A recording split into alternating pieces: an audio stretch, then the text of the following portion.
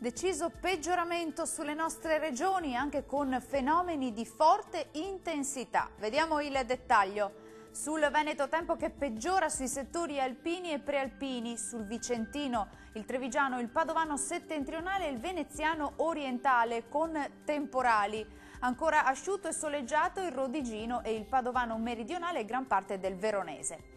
Temperature massime comprese tra i 20 e i 28 gradi, valori notturni attesi tra 15 e 19 gradi circa.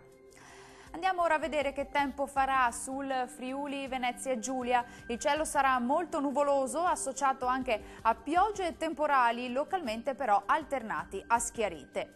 Possibili però delle grandinate. Temperature massime comprese tra i 20 e i 24 gradi, minime sui 17 gradi circa.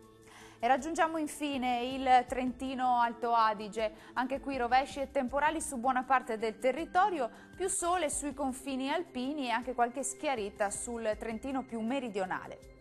Temperature massime comprese tra i 23 e i 24 gradi, valori notturni attesi intorno ai 18 gradi circa. Il mare sarà generalmente mosso e venti moderati meridionali. Dal meteo di Antena 3 per ora è tutto, arrivederci.